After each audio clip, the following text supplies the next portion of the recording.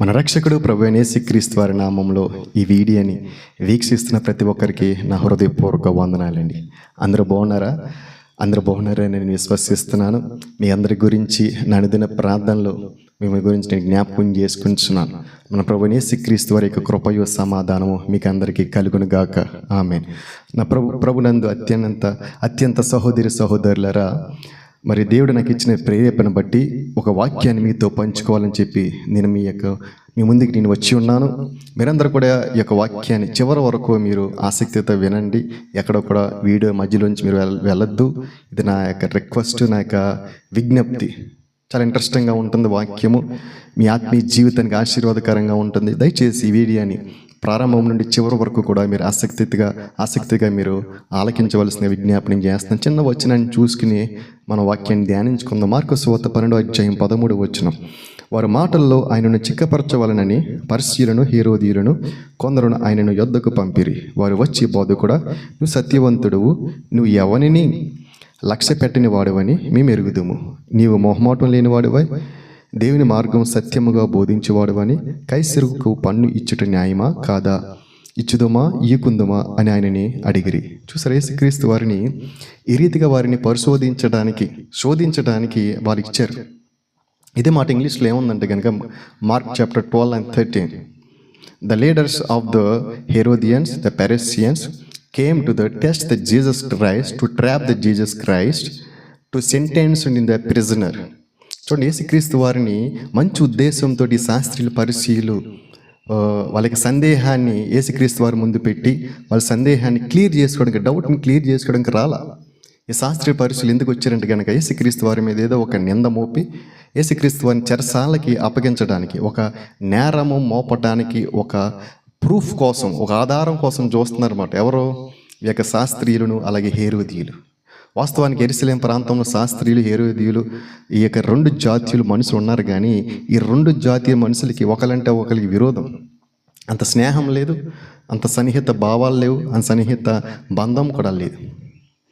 నేను ఈ వాక్యంలోకి వెళ్ళకముందు చిన్న చరిత్ర చెప్పి నేను ముందుకు వెళ్తాను. యేసుక్రీస్తు వారు లోకంలోకి రాకమునుపు 100 సంవత్సరాల కిందట యెరూషలేము ప్రాంతాన్ని ఎవరు పరిపాలన చేశారంటే గనక జూలియస్ సీజర్ అనే చక్రవర్తి యెరూషలేము ప్రాంతాన్ని పరిపాలన చేసేవారు. ఎక్కడి నుంచి పరిపాలన చేస్తున్నాడంటే గనక రోమా ప్రాంతం నుంచి ఇశ్రాయేల్ దేశాన్ని పరిపాలన చేస్తున్నాడు. యేసుక్రీస్తు వారు లోకానికి రాకమునుపు 100 సంవత్సరాల కిందట ఈ యొక్క చక్రవర్తి జూలియస్ సీజర్ అనే చక్రవర్తి ఎంత అతిశయించేవాడంటే, నా అంతట చక్రవర్తి లేడు అంతలాగా అతిశయించేవాడు ఆయన.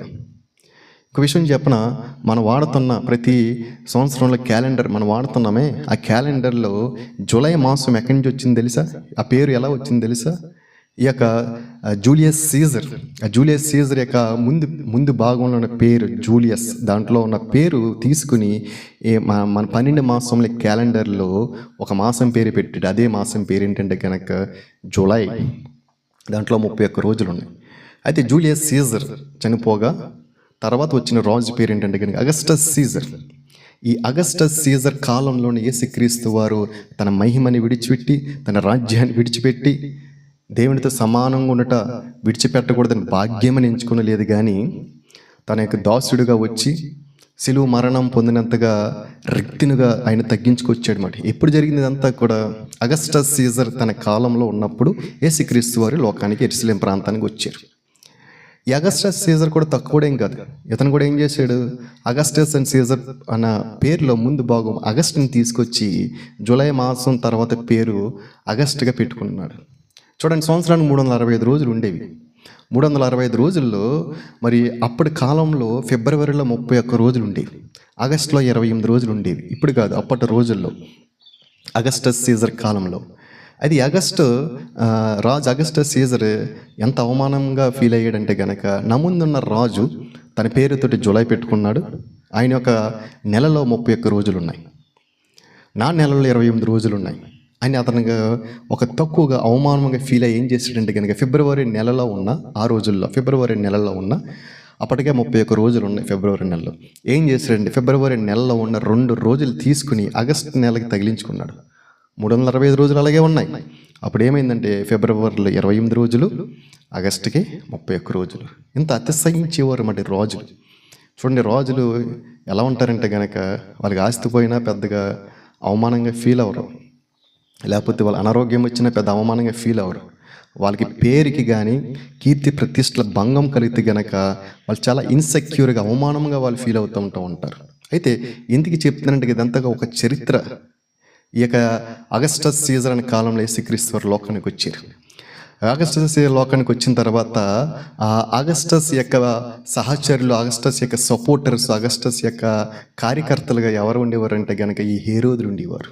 ఈ హేరోదులను అదే రీతిగా ఈ యొక్క యూదులు యేసుక్రీస్తు వారి దగ్గరికి వచ్చి శోధిస్తున్నారంట. ఏమని శోధిస్తున్నారు? అయ్యా, మా హేరోదికి పన్ను కట్టడము, అది సీజర్కి పన్ను కట్టడము న్యాయమా, న్యాయం కాదా, నేను కట్టచ్చా, కట్టకూడదని చెప్పి ఎవరో హేరోదీయులను యూదులు యేసుక్రీస్తు వారి దగ్గరికి వచ్చి సీజర్కి పన్ను కట్టడం, కైసరికి పన్ను కట్టడం న్యాయమా, న్యాయం కాదని అడుగుతున్నారు యేసుక్రీస్తు వారు. యేసుక్రీస్తు వారిని సృష్టికర్తను అడుగుతున్నారు, ఈ మనుషులు అడుగుతున్నారు. సాధారణంగా రక్త మాంసం గల మనుషులు ఒక సృష్టికర్తను అడుగుతున్నారు, ఒక దైవ జ్ఞానం గల వ్యక్తిని అడుగుతున్నారు, దైవ జ్ఞానానికే ఆద్యం పోసిన వ్యక్తిని అడుగుతున్నారు. అతను క్వశ్చన్ చేస్తున్నారు. అసాధ్యమాది. చూడండి, పాత నిబంధన గ్రంథంలో కూడా 1 సమూయేలు గ్రంథం 3:16 తర్వాత చూడండి, దాంట్లో 2 వేశ్యలు సొలొమోను మహారాజు దగ్గరికి వచ్చి అడుగుతున్నారు. ఒక బిడ్డను తీసుకొచ్చి 2 వేశ్యలు అడుగుతున్నారు, ఈ బిడ్డ నాదంటే నాది, ఈ బిడ్డ నాదంటే నాది అని చెప్పేసి సొలొమోను మహారాజు యొక్క ముందు పెట్టినప్పుడు ఆయన ఎలా పరిష్కరించాడు? ఒక కత్తి తీసుకురండి, ఆ కత్తితోటి ఈ బిడ్డని 2 ముక్కలుగా భాగించి ఒక బిడ్డకి ఒక భాగం, ఒక బిడ్డకి ఒక భాగము ఇవ్వమన్నప్పుడు అసలైన తల్లి ఏమంటుంది? కడుపులో ఉన్న పేగులు కదిలినట్టుగా అనిపించి, అయ్యా మహారాజు, ఈ బిడ్డని మీరైతే 2 భాగాలుగా చెయ్యొద్దు కానీ ఆమెకే ఇవ్వండి అని చెప్పి అసలైన తల్లి అంటుంది. నకిలీ తల్లి ఏమంటుంది? 2 భాగాలుగా చేసేయండి, ఆవిడకో భాగం నాకో భాగం ఇవ్వమని చెప్పి నకిలీ తల్లి ఉంటుంది. అప్పుడు సొలొమోను మహారాజు అసలైన తల్లి యొక్క ఆంతర్యం ఎరిగి ఆ తల్లికి బిడ్డని ఇచ్చేసాడు, అసలైన తల్లికి అసలైన బిడ్డని ఇచ్చాడు.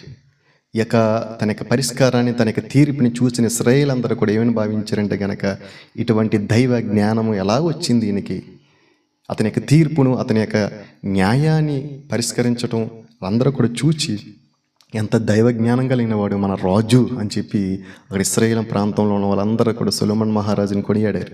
ఎందుకు మాట చెప్తున్నానంటే కనుక ఆ దైవ జ్ఞానాన్ని సొలొమోను మహారాజు ఎక్కడి నుంచి వచ్చింది? ఆ దైవ జ్ఞానము మన దేవుని దగ్గర నుంచి వచ్చింది. అటువంటి దేవుడు లోకానికి వచ్చినప్పుడు ఆ దేవుడిని అడుగుతున్నారు, మరి వీళ్ళు ఆ దేవుని ప్రశ్నిస్తున్నారు. దేవుని మనం ప్రశ్నించగలమా అండి? దేవుని యొక్క బలహీనత మనుషుల బలమ కంటే బలహీనత అంట. దేవుని యొక్క వెర్రితనము మనుషుల యొక్క తెలివి కంటే తెలివైనదని చెప్పి 1 కొరింథీ పత్రికలు మనం చూస్తే అటువంటి దేవుణ్ణి ఈ యొక్క యూదులు కానీ అదే రీతిగా ఈ యొక్క హేరోదులు కానీ శోధిస్తున్నారు. యేసుక్రీస్తు వారు వాళ్ళ ఆంతర్యం ఎరిగి, ఎవరి ఆంతర్యం ఎరిగి? ఈ యొక్క యూదులు తర్వాత హేరోదుల ఆంతర్యం ఎరిగి ఆ యేసుక్రీస్తు వారు చెప్తున్న మాట ఏంటంటే గనక చూడండి, ఇదే మార్కు సువార్త 12వ అధ్యాయంలోని 15వ ఆయన వారి వేషధారని ఎరిగి మీరు నన్ను ఎందుకు శోధించుచున్నారు? చూసారా, యేసుక్రీస్తు వారు వాళ్ళ ఆంతర్యం ఎరిగారు. మనుషుల యొక్క ఆంతర్యం తెలుసు, మనుషుల యొక్క ఉద్దేశాలు తెలుసు యేసుక్రీస్తు వారికి. పై రూపమే కాదు, లోపల ఆంతర్యం కూడా యేసుక్రీస్తు వారికి తెలుసు. వెంటనే యేసుక్రీస్తు వారు పట్టుకున్నారు. వాళ్ళ యొక్క వేషధారని ఎరిగి మీరు ఎందుకు నన్ను శోధిస్తున్నారు?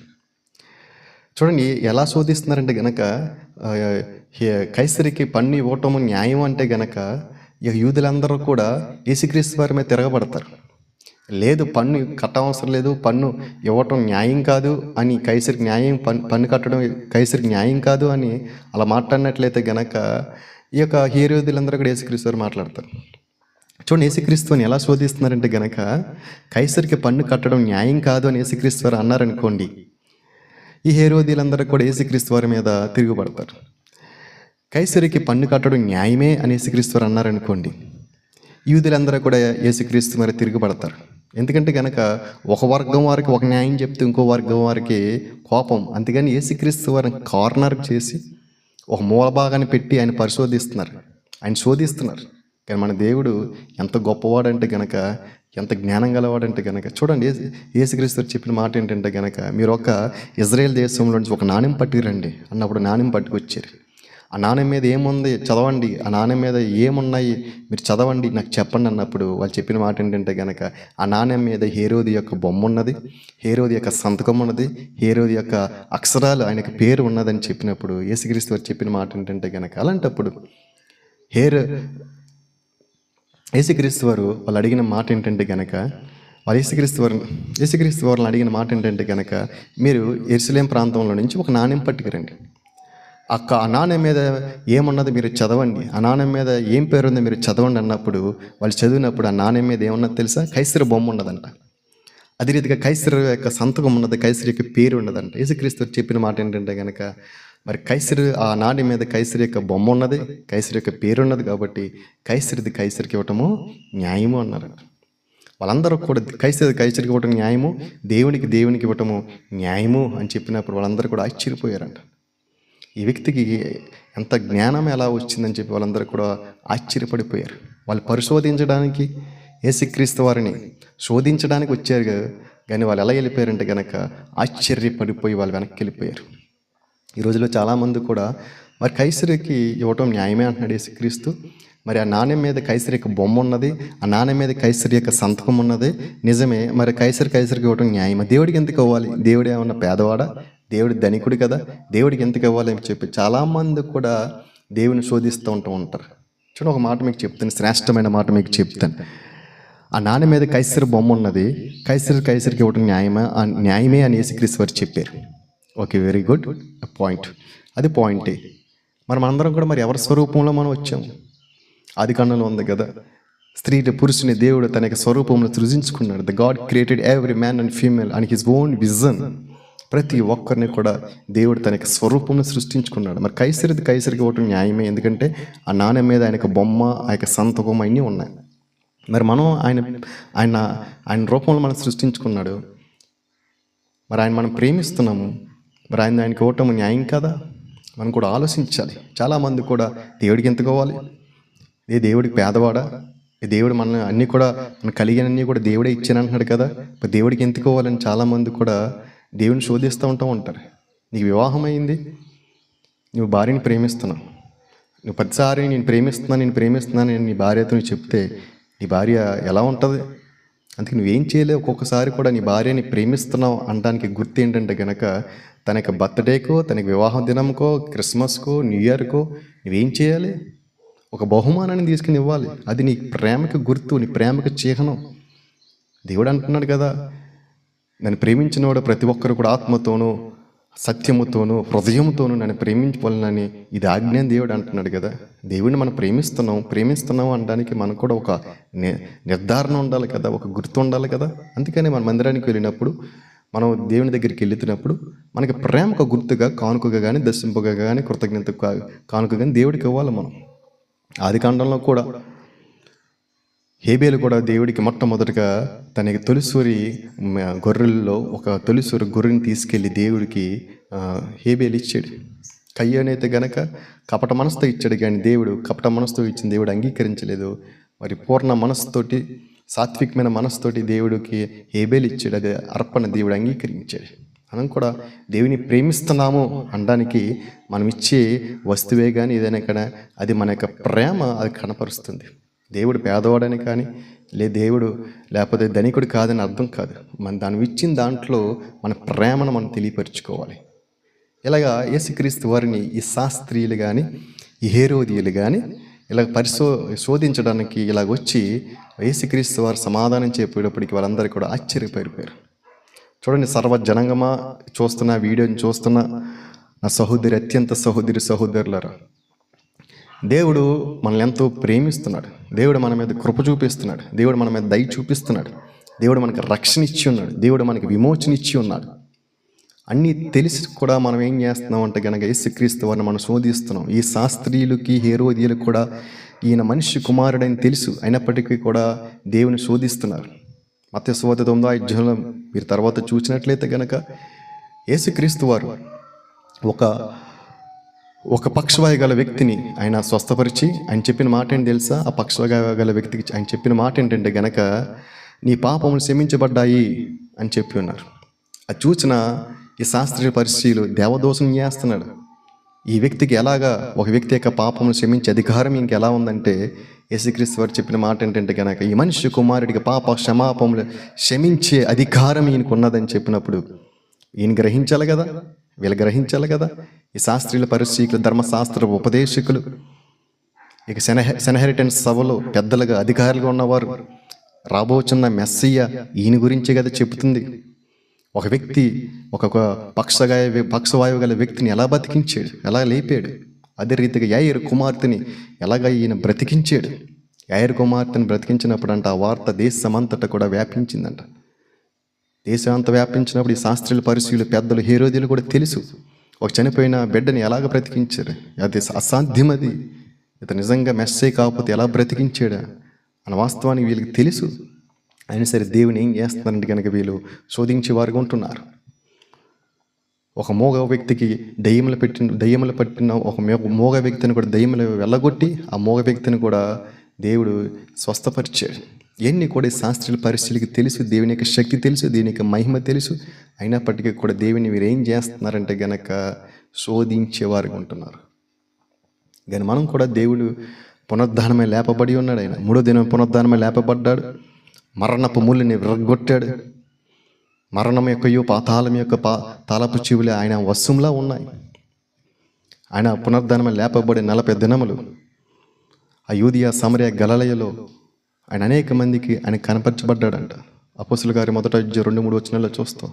ఒక చనిపోయిన వ్యక్తి లేవటం అసంభవం. ఒక చనిపోయిన వ్యక్తి యొక్క ఆ సమాధి ఖాళీగా ఉండటం అసంభవం. అది క్రీస్తు వారికే అది సాధ్యమైనది. ఎందుకంటే కనుక మన కోసము ఆయన లోకానికి వచ్చి ఉన్నాడు. ఈ శాస్త్రీయ పరిశీలన కూడా తెలుసు.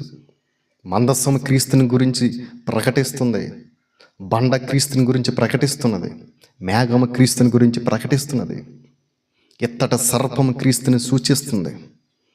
యెషయా గ్రంథము 53వ అధ్యాయము, ఇర్మియా గ్రంథము, యెషయా గ్రంథంలో రాబోయే మెస్సయ్య గురించి ఎన్ని చెబుతున్నాయి. ఎన్ని లేఖనాలన్నీ కూడా ఈయనలో నెరవేరి ఉన్నాయని కూడా ఈ యొక్క శాస్త్రీయుల పరిశీలికి తెలుసు. కానీ ఈయన ఏం చేస్తున్నారంటే కనుక శోధించేవారుగా ఉంటున్నారు.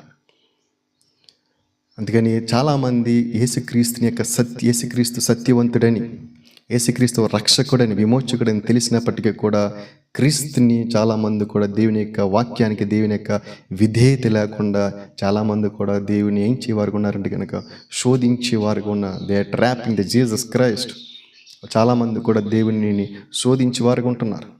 చాలామంది క్రైస్తవులు అని పేర్లు పెట్టుకున్న, క్రైస్తవు యొక్క బైబిల్ గ్రంథంలో పేర్లు పెట్టుకుంటున్నవారు, క్రైస్తవులు విశ్వాసం అని చెప్పుకుంటున్నవారు ఎవరిని బట్టి అతిశయించి వారు ఉంటున్నారంటే గనక సినిమా యొక్క యాక్టర్లను బట్టి, రాజకీయ వ్యక్తులను బట్టి, నాయకులను బట్టి, వాళ్ళ ధనాన్ని బట్టి, డబ్బును బట్టి వాళ్ళందరూ కూడా అతిశయించే వారు ఉంటున్నారు. ఈ రీతిగా నువ్వు అతిశయించేది క్రీస్తుని బట్టి తప్పని ఎవరిని బట్టి కూడా నువ్వు అతిశయించడానికి వీల్లేదు నా సహోదరుడు, సహోదరి. యేసుక్రీస్తు వారి దగ్గరికి 10 మంది శిష్యులు ఇచ్చారంట. మత్తయి సువార్త 9వ అధ్యాయంలో మనం చూస్తాం. 10 మంది శిష్యులు యేసుక్రీస్తు వారి దగ్గరికి వచ్చి అడుగుతున్న మాట ఏంటంటే కనుక, అయ్యా మాలో ఎవరు గొప్పవాడు అని 10 మంది శిష్యులు అడిగినప్పుడు అంటే యేసుక్రీస్తు వారు చెప్పిన మాట ఏంటి తెలుసా? శ్రేష్టమైన మాట ఏంటి తెలుసా?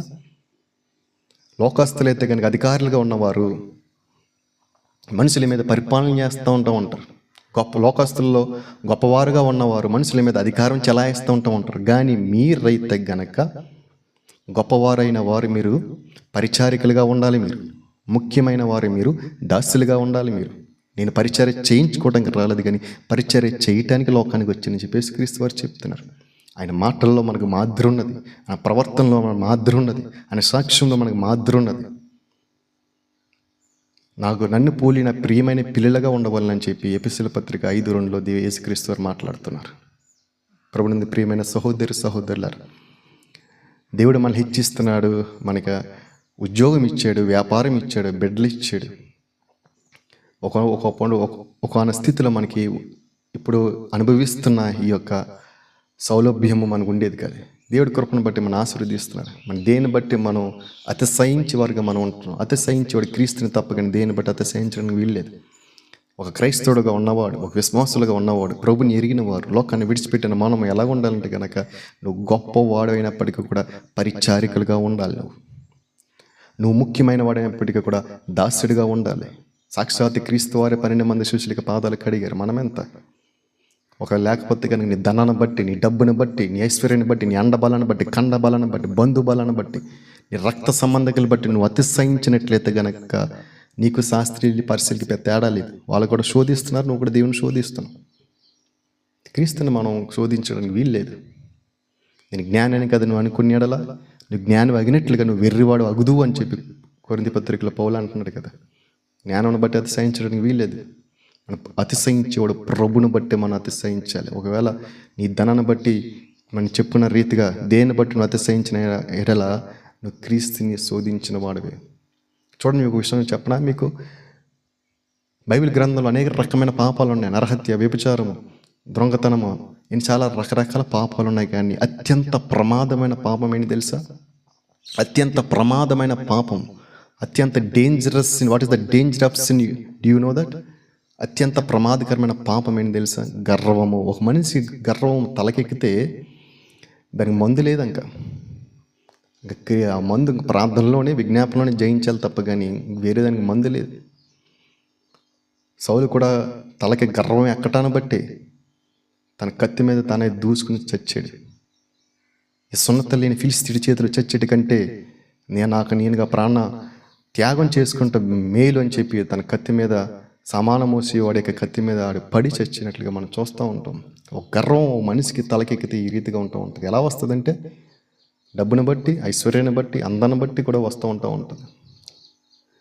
మన ఒక మధ్యన వివాహంకి వెళ్తే 7 నెలల యొక్క ఒక తల్లి, ఒక సహోదరి 7th month ప్రెగ్నెంట్, 7 నెలలు గర్భవతి, చెప్పులు మానేసి హై హీల్స్, 4 అంగుళాలు ఉన్న హై హీల్స్ మీద ఆవిడ నడుస్తుంది. నేను చూస్తున్నా, నాకు భయం కలుగుతుంది. ఈ చెల్లి ఎక్కడ పడిపోతుందో, అంత పొడవాటి హై హీల్స్ మీద నడుస్తుంది ఈ సహోదరి. ఎక్కడ కాలు జారి పడిపోతుందో, పడిపోతే ఆమె బరువంతా కూడా పొట్ట మీద ఆంతుంది. ఆ కడుపులో ఉన్న శిశువుకి ప్రమాదం ఏమో అని చెప్పి నాకే గుండెలు దడదడలాడుతున్నాయి. ఏం విడిచిపెడతలేదంటే కనుక సౌందర్యాన్ని విడిచిపెట్టడం లేదు, అందాన్ని విడిచిపెట్టట్లేదు. సౌందర్యం వ్యర్థము, అందము మోసకరమని సొలొమోను మహారాజు అంటున్నాడు కదా. మన ఆత్మీయ జీవితాన్ని సౌందర్యంగా మనం ఉంచుకోవాలి. మన ఆత్మీయ జీవితాన్ని మరి అందంగా మనం ఉంచుకునే వారుగా ఉండాలి. మనుషులు లక్ష్య పెట్టినవాడు దేవుడు లక్ష్య పెట్టాడు కదా. దేవుడు మన హృదయాన్ని లక్ష్య పెట్టి వాడుకుంటూ ఉంటాడు. అందుకని వాక్యం తెలిసిన మనము ఈ శాస్త్రీయుల పరిశీలైతే గనక లేఖనాలు చదువుతారు, కానీ లేఖనాల్లో ఉన్న అర్థాలు వాళ్ళకి గ్రహించరు. క్రీస్తులో ఉన్న శక్తిని వాళ్ళకి తెలియదు. అందుకని సద్దకీయులు కూడా క్రీస్తుని మరి శోధించడానికి వచ్చారు. ఒక భార్య తన వివాహం చేసుకున్న తర్వాత పిల్లలు లేనందున తన భర్త పెనిమిటి చనిపోయిన తర్వాత అలాగే తన పెనిమిటి ఉన్న 6 కూడా వివాహం చేసుకుంది. ఈ రీతిగా 6 చేసుకుని ఒక తర్వాత ఒకరు చనిపోయిన తర్వాత వీళ్ళందరూ కూడా పరలోక రాజ్యానికి వచ్చిన తర్వాత ఈమె ఎవరికి భార్య అని అడుగుతున్నారు యేసుక్రీస్తు వారిని. ఇదే మార్కు సువార్తల తర్వాత అధ్యాయంలో మనం చూస్తాం. యేసుక్రీస్తు వారు చెప్పిన మాట ఏంటి తెలుసా? పరలోక రాజ్యంలో వివాహం ఇచ్చుకున్నట్టు పుచ్చుకున్నట్టు ఏం లేదు. ప్రతి ఒక్కరు కూడా దేవదూతల వలె ఉంటారు. అక్కడ ఆకలి ఉండదు, దప్పిగా ఉండదు, నిత్యం సంతోషమే. మీరు లేఖనములు తెలియక మీరు పొరబడుచున్నారని చెప్పి ఆ సద్దకిలు యేసుక్రీస్తు వారు మాట్లాడుతున్నారు. మనం కూడా చాలామంది లేఖనాలు తెలియక, వాక్యం తెలియక, దేవునికి శక్తి తెలియక, దేవునికి మహిమ తెలియక ఇష్టం వచ్చినట్టు మాట్లాడుతాం, ఇష్టం వచ్చినట్టు ప్రవర్తిస్తాం, ఇష్టం వచ్చినట్టు జీవిస్తాం, ఇష్టం వచ్చినట్టుగా మనం వ్యాఖ్యలు చేస్తాం, ఇష్టం వచ్చినట్టు విమర్శిస్తూ ఉంటాం. ఇవన్నీ కూడా దేవుని నువ్వు శోధించినట్టే. దేవుడు కృపగలవాడని చెప్పి మనం వెళ్ళిపోతూ ఉంటాం. తస్మాత్ జాగ్రత్త, అని రాకడ బహు సమీపంగా ఉన్నది. రాకడ మనం బహు సమీపంగా ఉన్నది. దేవుడు మనల్ని చూస్తున్నాడు. దేవుడు మన పరిస్థితులను చూస్తున్నాడు, మన దీనత్మను చూస్తున్నాడు. జాగ్రత్తగా ఉండు. నువ్వు ఏ కోవకు చెందినవాడువా? పరిశీల కోవకు చెందినవాడువా? హేరోదీల కోవకు చెందినవాడువా? లేకపోతే గనక మనస్సు మార్చుకుని గొర్రెపిల్ల కోవకు చెందినవాడువా? నువ్వు ఒకసారి నువ్వు జ్ఞాపకం చేసుకునే వారుగా మనం ఉండాలి. దేవుడు మనుషుల్ని ఒకరికొకరు ప్రేమించి మనం కోరుచున్నారు, కానీ మనుషులైన మనమైతే కనుక మనం ఎవరిని ప్రేమిస్తున్నాం? వస్తువుని ప్రేమిస్తున్నాం. ఉదాహరణ చెప్పి ముగించేస్తాను. ఒక యవనస్తుడు రైతు అంట, ఆయనకు 10 ఎకరాల పొలం ఉన్నదంట. ఒక యవనస్తుడు రైతుకి 10 ఎకరాల పొలం ఉండగా అతను వివాహం చేసుకోవాలని కోరుచున్నాడంట. అయితే ఆయనకి పొలం ఉన్నది కానీ ఆయనకి ట్రాక్టర్ లేదు. ఆ పొలాన్ని ఎలా దున్నేవాడంటే 2 కాడ ఎడ్లని పెట్టి ఎడ్లతోటి నాగలేసి దున్నేవాడు. ఆ ట్రాక్టర్ కావాలని చెప్పి అతను పేపర్లో అడ్వర్టైజ్మెంట్ ఇచ్చాడంట. నాకు వధువు కావాలి, బాగా చూసుకుంటాను, నా వధువుతో పలంగా వాళ్ళ తల్లిదండ్రులను కూడా బాగా చూసుకుంటాను నేను అని తన క్వాలిఫికేషన్స్ అంటూ పెట్టి ఆయన ఒక కండిషన్ పెట్టాడండి. డిస్క్లైమర్, ఒక కండిషన్. ఏంటా కండిషను? ఎవరైతే వధువు వస్తున్నారో, నాకు వైఫ్ ఎవరైతే నా యొక్క బ్రైడల్ పార్ట్నర్ ఎవరైతే వస్తున్నారో, మ్యారేజ్ పార్ట్నర్ ఎవరైతే వస్తున్నారో ఆమెకు ఖచ్చితంగా ట్రాక్టర్ ఉండాలని చెప్పి పెట్టాడంట. సరే, ఇతను చూసి ఇతని యొక్క పరపత చూసి ఒక ఆమె వచ్చిందంటే ట్రాక్టర్ కూడా తీసుకొచ్చిందంట. భార్య భర్తలు అన్నాక నిత్యం ఒకేలాగా ఉంటారా? అప్పుడప్పుడు కూడా చిన్న చిన్న గొడవలు జరుగుతాయి కదా. గొడవలు జరగ భార్య వెళ్ళిపోతుందండి ఇంట్లోంచి. ఇటు చెప్పిన మాట ఏంటి తెలుసా? What ever you have belongings take away, I don't mind, but only one thing you don't touch it, that is the tractor. నీకు ఏదైతే ఉన్నాయో ప్రతి అన్నింటిలో కూడా నువ్వు తీసుకెళ్ళిపో, పర్వాలా, కానీ ఆ ట్రాక్టర్ని చూసావా దాన్ని తీసుకెళ్ళద్దు అంటున్నాడు. ఇటు దేన్ని ప్రేమిస్తున్నాడు? భార్యని కాదు ఇటు ప్రేమించేది. ఇటు వస్తువుని, ట్రాక్టర్ని ప్రేమిస్తున్నాడు. ఇటు దేవుడు చెప్పిన మాట ఏంటి తెలుసా? మనుషుల్ని ప్రేమించమంటున్నాడు, వస్తువులను వాడుకోమంటున్నాడు. మనం ఏం చేస్తున్నాం? వస్తువుల్ని ప్రేమించేవారుగా మనం ఉంటున్నాం, మనుషుల్ని వాడుకునేవారుగా మనం ఉంటున్నాం. We are doing the quite opposite the what God had said. మనం ఏదైతే దేవుడైతే చెప్పాడో దానికి కంప్లీట్గా వ్యతిరేకంగా మనం చేస్తున్నాం. ఈ రకంగా చేసినప్పుడు దేవుని మనం శోధించిన వారుగా మనం అవుతాం. ఈ శాస్త్రులకి, పరిశీలకి, హేరోదేలకి వాళ్ళకి మనకు తేడా లేదు. ఇక దేవుడు ఏమన్నాడు తెలుసా? The strict and final word దేవుడు ఏం చెప్తున్నాడు తెలుసా? మీ నీతి శాస్త్రీల పరిశీలక నీతి కంటే అధికము కాని ఎడల మీరు పరలోక రాజ్యంలోకి మీరు వారసులు కారు. ఈ శాస్త్రీయ పరిశీలన ఎలా ఉంటారు? సమాజ మందిరంలోని, దేవాలయంలోని వాళ్ళు పెద్దపీట వేయాలి, వాళ్ళ ప్రేమ విందుల్లోని పెద్దపీట వేయాలి వాళ్ళకి.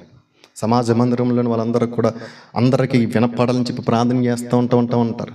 ప్రజలందరికీ కూడా కనపడాలని చెప్పి వాళ్ళు సహాయం చేస్తూ ఉంటారు. వాళ్ళు బాహ్యంగా వాళ్ళు చూపించుకోవడానికి, వాళ్ళు కనపరుచుకోవడానికి వాళ్ళు ప్రయత్నం చేస్తారు, కానీ అంతర్లీనంగా వాళ్ళు దేవుని వాళ్ళు ఎక్కడ కూడా స్తుతించరు. అందుకని దేవుడు ఏమంటున్నాడంటే కనుక వాళ్ళ నీతి కంటే మన నీతి అధికము కావాలి, లేకపోతే we should not enter the kingdom. దేవుని యొక్క రాజ్యంలోకి మనం అనుమతి లేదు మనకి.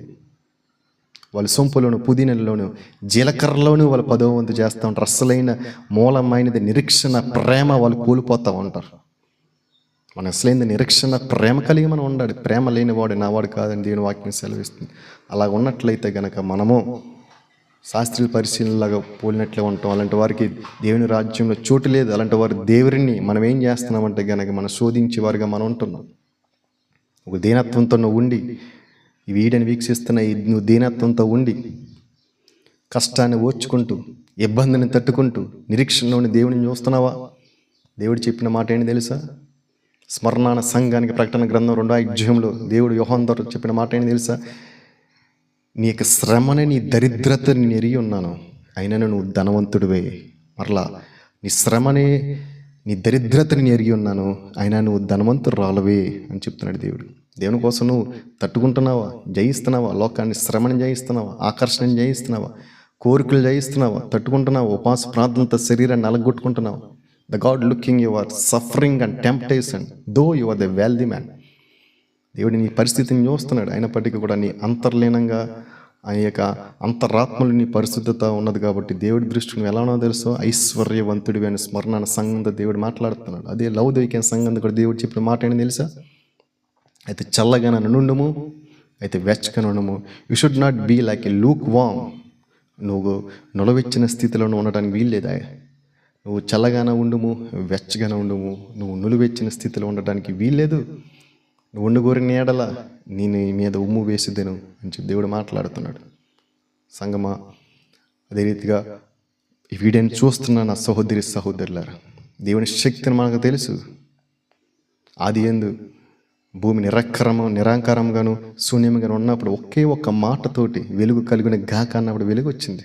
ఒక్క మాటతోటి నీ స్థితిని మార్చగల దేవుడైన, ఒక మాటతో పరిస్థితి మార్చగల దేవుడు, శక్తి గల దేవుడైన. లోకంలో మనలాంటి దేవుడు లేడు. జల్లిడేసి పెట్టినా, కాకడలేసి పెట్టినా, మైక్రోస్కోప్లో పెట్టి చూసినా, భూతద్దంలో వేసి చూసినా, you should not find, you cannot find that such kind of God. అటువంటి దేవుడు లేడు. నేను కూడా అనేక రకమైన పరిశోధనలు చేసి ఒక సేవకుడు కుమారుడు అయినప్పటికీ కూడా అనేక రీతిలుగా నేను లోకంలో ఉండి నేను చూసి దేవుడు ఉత్తముడని రుచి చూచి నేను తెలుసుకున్నాను. లోకమును పెంటతో ఎంచుకుని నేను యేసుక్రీస్తులో పరిచర్యలకు నేను వచ్చి ఉన్నాను.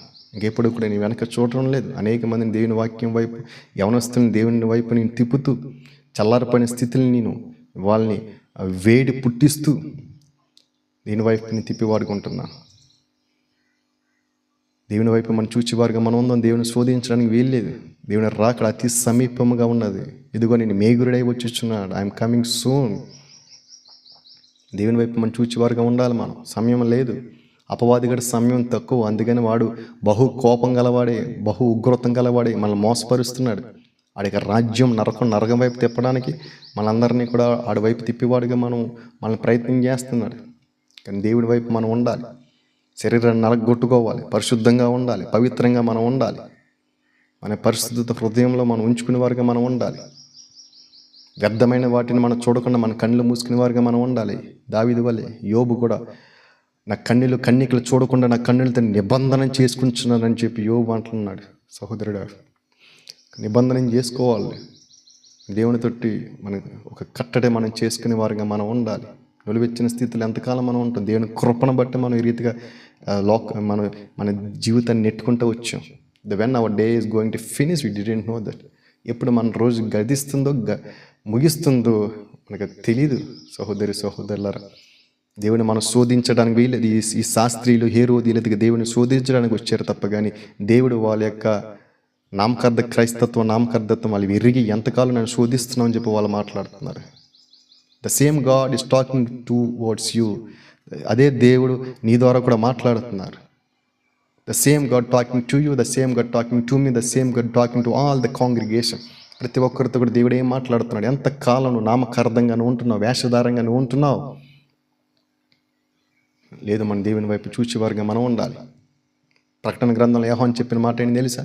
గొప్పవారేమి కానీ చిన్నవారేమి కానీ సింహాసనం ముందు నిలబడగా వారికి గ్రంథాలను విప్పగా వారి క్రియలను బట్టి దేవుడు వారిని నరకానికి అప్పగించాడు అండి. either small, either greater, the everyone should stand in the God's throne. ప్రతి ఒక్కరు కూడా దేవునికి సింహాసనం ముందు నిలబడగా వారి గ్రంథాలను విప్పి వాళ్ళ యొక్క క్రియలను బట్టి వాళ్ళకి నరకానికి పంపించాడంట. కొద్ది కాలం మన జీవితం, అల్పకాలం మన జీవితం. దేవుని రాకడ బహు సమీపంగా ఉన్నది. క్రీస్తే మన కోసం రక్షణ ఇచ్చి ఉన్నాడు. లోకానికి ఆయన మహిమని విడిచిపెట్టి ఆయన పోడి మనం నడవాలని చెప్పి మనుషులందరూ ఏమనుకుంటాం? దేవుడు మనుషుని సృష్టించాడు, పరిశుద్ధంగా పవిత్రంగా ఉండాలని కోరుకుంటున్నాడు. ఆయనేమో పైన ఉన్నాడు, పరలోకంలో ఉన్నాడు, ఆయనకేం సాధ్యమవుతుంది అనుకుంటూ ఉంటారు. కానీ అలక్క దేవుడు ఏం చేశాడు తెలుసా? ఆయన వచ్చి ఒక మాదిరి చూపించాడు. ఆయన వచ్చి ఒక పరిశుద్ధంగా ఉండడం చూపించాడు. ఆయన వచ్చి ఎలాగ దేవునికి విధేయతగా ఉండాలని చూపించాడు. అందుకని మీరు నన్ను పోలి నడవమని చెప్తున్నాడు దేవుడు. ఈ లోకంలో ఏ దేవత అయినా, ఏ దేవుడైనా, ఏ విగ్రహమైనా, ఏ దేవతరాలైనా వచ్చి అలా చేసిందా? ప్రభునందు సహోదరులారా, గమనిందాము, గ్రహిందాము, మన మనోనేత్రాలు తెరుద్దాము, దేవుని వైపు మనం చూద్దాము. అనేక మందిని మన సాక్ష్యముల ద్వారా దేవుని వైపు మనం తిప్పివారుగా మనం ఉందాం.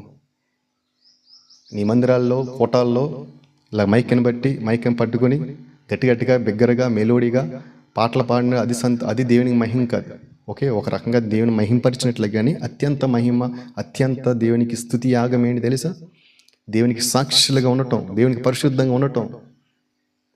సీయోనులో ఎవరైనా పరిశుద్ధంగా ఉంటారు. సొదొమ గొమొర్రాలో పరిశుద్ధంగా ఉండిన వాడే శ్రేష్ఠుడే. లోతు కూడా సొదొమ గొమొర్రాలో మనుషుల మీద, మగవాళ్ళకి, ఆడవాళ్ళ మీదకి స్వలింగ సంపన్నులు ఎక్కువైపోయారు.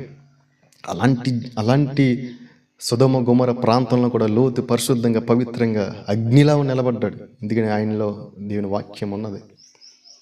సొదొమ గొమొర్రాలో పరిశుద్ధంగా ఉన్న వాడే శ్రేష్ఠుడు. మందిరంలో ఎవడైనా పరిశుద్ధంగా ఉంటాడు, మందిరంలో ఎవడైనా యథార్థంగా ఉంటాడు, మందిరంలో ఎవడైనా వాడి కలుతో నిబంధన చేసుకుంటాడు.